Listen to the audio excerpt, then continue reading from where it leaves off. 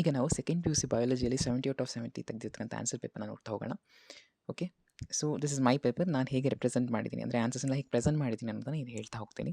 So ನಿಮಗೆ help ಆಗ್ಬೋದು. Okay, so biology 70/70 score ಮಾಡೋದು it's not an easy thing. First ಅದನ್ನು ತಿಳ್ಕೊಳ್ಳಿ. Because you have 15 MCQs. Okay, ಆ MCQs ಯಾವುದೇ ಲೈನಿಂದ ಬೇಕಾದರೂ ಕೇಳ್ಬೋದು. So if you have to score 70/70 then you have to focus on NCERT text book. Okay, ನೀವು ನೀಟ್ಗೆ ಪ್ರಿಪೇರ್ ಆಗ್ತಾ ಇದ್ದರೆ then there is no necessity of telling this. Okay, because ನೀವು ಲೈನ್ ಬೈ ಲೈನ್ ಓದ್ತೀರಾ.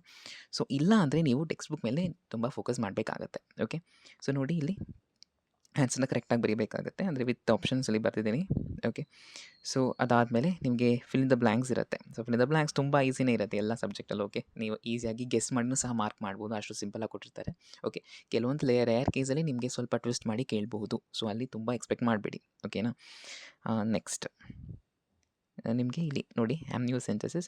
ಸೊ ನೀವು text book keywords is very very important. Text ಬುಕ್ಕಲ್ಲಿ ಕೀವರ್ಡ್ಸನ್ನು ಬಿಟ್ಟು ನೀವು ಬೇರೆ ಏನಾದ್ರು ಓನಾಗಿ ಒಂದು ಎಸ್ಸೆ ಬರೆದ್ರೂ ಅವ್ರು ಮಾರ್ಕ್ಸ್ ಕೊಡೋದಿಲ್ಲ. ಸೊ ಅದರಲ್ಲಿ ತುಂಬ ಕೇರ್ಫುಲ್ ಆಗಿರಬೇಕಾಗುತ್ತೆ, especially in bio. Okay, and next this also karyotype of Klinefelter syndrome. ಆ ಸಿಂಡ್ರೋಮ್ಸ್ ಎಲ್ಲ ಕರೆಕ್ಟಾಗಿ ನೋಡ್ಕೊಳ್ಳಿ ಮತ್ತು ಕರೆಕ್ಟಾಗಿ ಅಂಡರ್ಲೈನ್ ಮಾಡಬೇಕಾಗುತ್ತೆ. ಓಕೆ, ಮತ್ತು chemicals secreted by mast cell during allergy. Textbook ಔಟ್ಸೈಡಿಂದ ಒಂದು ಕ್ವೆಶನು ಗ್ಯಾರಂಟಿ ಬರೋದಿಲ್ಲ. ಸೊ ಅದನ್ನು ನೀವು ಕರೆಕ್ಟಾಗಿ ತಿಳ್ಕೊಬೇಕಾಗತ್ತೆ. ಓಕೆ, ಸೊ ಅದಾದಮೇಲೆ ನೆಕ್ಸ್ಟ್ ಬಯಾಲಜಿಕಲ್ ಆಕ್ಸಿಜನ್ ಡಿಮ್ಯಾಂಡ್ ಬಗ್ಗೆ ಕೇಳಿದ್ದಾರೆ. ಸೊ ಅದ್ರ ಬಗ್ಗೆ ಟೆಕ್ಸ್ಟ್ ಬುಕ್ ಕೀವರ್ಡ್ಸ್ನ ಕರೆಕ್ಟಾಗಿ ನೀವು ಅಂಡರ್ಲೈನ್ ಮಾಡೋದ್ರಿಂದ ಏನು ಯೂಸ್ ಅಂದರೆ ಇವ್ಯಾಲ್ಯುವೇಟರ್ಸ್ಗೆ ಕರೆಕ್ಟಾಗಿ ಗೊತ್ತಾಗುತ್ತೆ.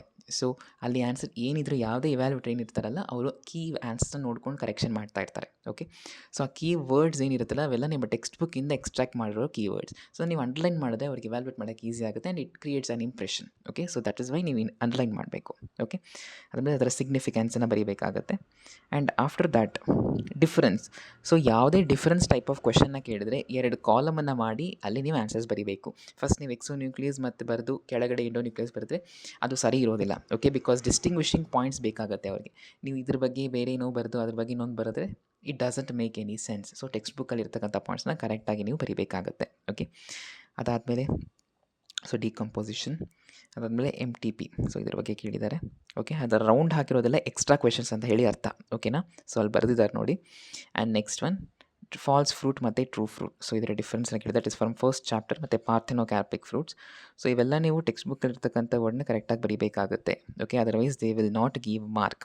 Next placenta. This is very very important. Placenta ಬಗ್ಗೆ ಖಂಡಿತ ಕೇಳ್ತಾರೆ. ಮತ್ತು ಹಾರ್ಮೋನ್ಸ್ನ ಕರೆಕ್ಟಾಗಿ ನೆನ್ಪಿಟ್ಕೊಳ್ಳಿ. Okay, that is important question ಅದು.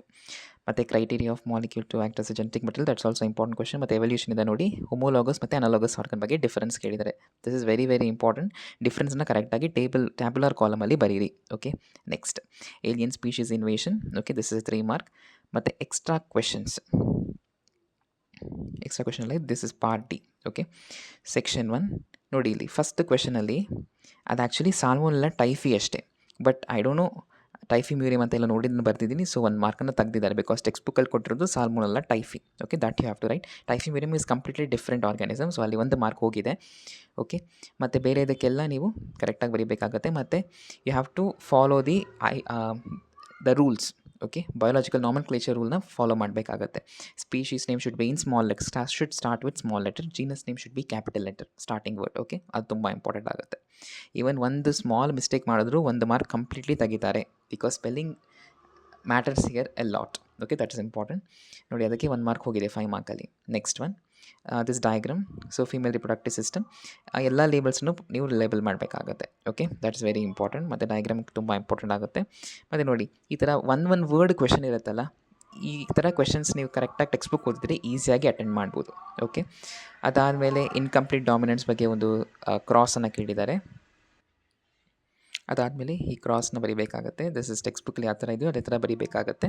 ಓಕೆ, ಆ್ಯಂಡ್ ಇಲ್ಲಿ ನೀವು ಕಂಪ್ಲೀಟಾಗಿ ಆ ರೇಷಿಯೋಸ್ ಎಲ್ಲ ಬರೀಬೇಕಾಗುತ್ತೆ. Then you will get correct mark. And ಅದಾದಮೇಲೆ 46th ಕ್ವೆಶನ್. ಸೊ ಹಿಯರ್ ಇಲ್ಲಿ ಒಂದು ಕ್ವೆಶನ್ ಇದೆ ನೋಡಿ. This is related to haemophilia. Okay, this also 5 mark question. But due to less explanation ಅವರು ಇಲ್ಲಿ ಮಾರ್ಕ್ ಕೊಟ್ಟಿಲ್ಲ. ಓಕೆ, ಅದಾದಮೇಲೆ 47th ಕ್ವೆಶನಲ್ಲಿ this is very very important. Replication of retrovirus in human. ಓಕೆನಾ. ಸೊ ನೋಡಿ ಇಲ್ಲಿ ಸಮಥಿಂಗ್ ಒಂದು ಲೇಬಲ್ ಮಿಸ್ ಆಗಿದೆ. ಸೊ ದಟ್ಸ್ ವೈ ಅವ್ರು ಕ್ವೆಶನ್ ಮಾರ್ಕ್ ಹಾಕಿದ್ದಾರೆ. ಸೊ ಅದಾದಮೇಲೆ ಬೇರೆ ಎಲ್ಲ ಕರೆಕ್ಟ್ ಇದೆ ಇಲ್ಲಿ. ಓಕೆ, ಸೊ ಈ ಟೆಕ್ಸ್ಟ್ ಬುಕ್ ಇರೋ ಥರನೇ ಬರೀರಿ. ಆ್ಯಂಡ್ ಇಲ್ಲಿ ಆ್ಯಕ್ಚುಲಿ ಫಸ್ಟ್ 4 ಕೊಟ್ಟಿದ್ದಾರೆ ಮತ್ತು 5 ಮಾರ್ಕ್ ಹಾಕಿದ್ದಾರೆ. So next one pollen and pistil interaction. So ಇದು ಅಷ್ಟೇ ಟೆಕ್ಸ್ಟ್ ಬುಕ್ಕಲ್ಲಿ ಇರ್ತಕ್ಕಂತಹ ಕ್ವೆಶನೇ ಇದು. ಸೊ ಇದನ್ನು ಕರೆಕ್ಟಾಗಿ ಬರೀಬೇಕಾಗತ್ತೆ. Okay, so this is extra. So totally ಈಗ ನಾವು ಮಾರ್ಕ್ಸ್ ಹೇಗೆ ಅಲಾಟ್ ಮಾಡಿದ್ದಾರೆ ಅಂತ ನೋಡಿ. ಇಲ್ಲಿ ಇನ್ನೊಂದು ಕ್ವೆಶನ್ ಇದೆ, ಪಾರ್ಟ್ ಡಿ ಸೆಕ್ಷನ್ 1ಅಲ್ಲಿ ಮ್ಯೂಚುವಲಿಸಮ್ ಬಗ್ಗೆ. ಸೊ ಇದರಲ್ಲಿ ಎಕ್ಸಾಂಪಲ್ ಇಸ್ ವೆರಿ ಇಂಪಾರ್ಟೆಂಟ್. ತುಂಬ ಎಕ್ಸಾಂಪಲ್ಸ್ ಇದೆ, ಅದನ್ನು ನೀವು ಕರೆಕ್ಟಾಗಿ ನೆನ್ಪಿಡಬೇಕಾಗತ್ತೆ. ಓಕೆನಾ. ಸೊ ಎಕ್ಸಾಂಪಲ್ಸ್ ನೀವು ಬರೀಲಿಲ್ಲ ಅಂದರೆ ಮಾರ್ಕ್ಸ್ ಕೊಡೋದಿಲ್ಲ ಅಲ್ಲಿ. ಓಕೆ, ಆ್ಯಂಡ್ ನೆಕ್ಸ್ಟ್ ಇಲ್ಲಿ ಪಿರಾಮಿಡ್ ಆಫ್ ಬಯೋಮಾಸ್, ಅದು ಯಾಕೆ ರೌಂಡ್ ಮಾಡಿದ್ದಾರೆ, ಟೆಕ್ಸ್ಟ್ ಬುಕ್ಕಲ್ಲಿ ಬೇರೆ ಏನೋ ಇದೆ. ಓಕೆ, ಬಟ್ ಇಲ್ಲಿ ಬೇರೆ ಏನೋ ಡೇಟಾ ಇರೋದ್ರಿಂದ ಅವರು ಮಾರ್ಕ್ ಕಟ್ ಮಾಡಿದ್ದಾರೆ. ಮತ್ತು ಜೆನೆಟಿಕಲಿ ಮಾಡಿಫೈಡ್ ಪ್ಲಾಂಟ್ಸ್, ಸೊ ಇದು ಅಷ್ಟೇ ಎಕ್ಸ್ಟ್ರಾ ಕ್ವೆಶನ್. ಸೊ ಬಯಾಲಜಿಲಿ ನೀವು ತುಂಬ ಆರಾಮಾಗಿ ಎಕ್ಸ್ಟ್ರಾ ಕ್ವೆಶನ್ಸ್ನ ಬರೀಬೋದು, ಬಿಕಾಸ್ ಟೈಮ್ ತುಂಬ ಇರುತ್ತೆ. Okay, so that's not A problem. ಮತ್ತು ಸೇಲಿಯಂಟ್ ಫೀಚರ್ಸ್ ಆಫ್ HGP, ಇದು ಟೆಕ್ಸ್ಟ್ ಬುಕ್ಕಲ್ಲಿ ಇರ್ತಕ್ಕಂಥ, ನಾನು ಬೇಕಂದರೆ ಹಾಕಿದ್ದೀನಿ ವೀಡಿಯೋದನ್ನು, ಅದನ್ನು ರೆಫರ್ ಮಾಡ್ಕೊಳ್ಳಿ. ಓಕೆ, ಯಾವ್ಯಾವ ಪಾಯಿಂಟ್ಸ್ನ ಬರೀಬೇಕು ಅಂತ ತುಂಬ ಈಸಿ ಪಾಯಿಂಟ್ಸ್ನ ಹೇಳಿದ್ದೀನಿ. ನೀವು ಅದನ್ನು ಬರೆದ್ರೆ ಖಂಡಿತ 5 ಮಾರ್ಕ್ ಬರುತ್ತೆ. Each point carry 1 mark, that is important. Okay, so that's all. ಈಗ ನಾವು ಲೆಟ್ ಅಸ್ ಲುಕ್ ಅಂದರೆ ಯಾವ್ಯಾವ ಕ್ವೆಶನ್ಗೆ ಎಷ್ಟು ಮಾರ್ಕ್ ಬಂದಿದೆ. ಸೊ ಫಸ್ಟ್ 20 ಮಾರ್ಕಲ್ಲಿ ಫುಲ್ ಬಂದಿದೆ. ಅದಾದಮೇಲೆ 2 ಮಾರ್ಕ್ ಕ್ವೆಶನ್ಸಲ್ಲಿ ನಾನು 1 2 3 4 5 6 ಕ್ವೆಶನ್ಸ್ ಇದೆ, ಅದರಲ್ಲಿ ಅವರು 5 ಕನ್ಸಿಡರ್ ಮಾಡಿದ್ದಾರೆ. 7 ಕ್ವೆಶನ್ಸ್ ಇರೋದು 5 ಕನ್ಸಿಡರ್ ಮಾಡಿದ್ದಾರೆ. ಅದಾದಮೇಲೆ 3 ಮಾರ್ಕ್ ಕ್ವೆಶನಲ್ಲಿ 1 2 3 4 5 6 7 ಇದೆ, ಅದರಲ್ಲಿ ಅವರು 1 2 3 4 5 ಕನ್ಸಿಡರ್ ಮಾಡಿದ್ದಾರೆ. ಮತ್ತು 5 ಮಾರ್ಕ್ ಕ್ವೆಶನಲ್ಲಿ ನಾನು ಒಂದು ಎಕ್ಸ್ಟ್ರಾ ಅಟೆಂಡ್ ಮಾಡಿದ್ದೀನಿ.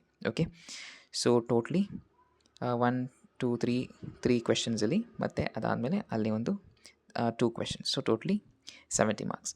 So that's important thing. ಅಂದರೆ ಏನು ಅಂದರೆ ಬರೀಬೇಕಾದ್ರೆ ನೀವು ಟೆಕ್ಸ್ಟ್ ಬುಕ್ ಕೀವರ್ಡ್ಸ್ನ ತುಂಬ ಫೋಕಸ್ ಮಾಡಬೇಕಾಗತ್ತೆ. ನೀವು ಓನಾಗಿ ಬರೀತೀನಿ ಅಂದರೆ you will not get mark, that is important. ಓಕೆನಾ.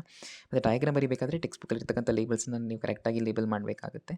ಓಕೆ, ಸ್ಕಿಮ್ಯಾಟಿಕ್ ರೆಪ್ರೆಸೆಂಟೇಷನ್ ಇದ್ದರೆ ಅದನ್ನು ಕರೆಕ್ಟಾಗಿ ಮಾಡಬೇಕು. Okay, so if you follow this then definitely will get full mark.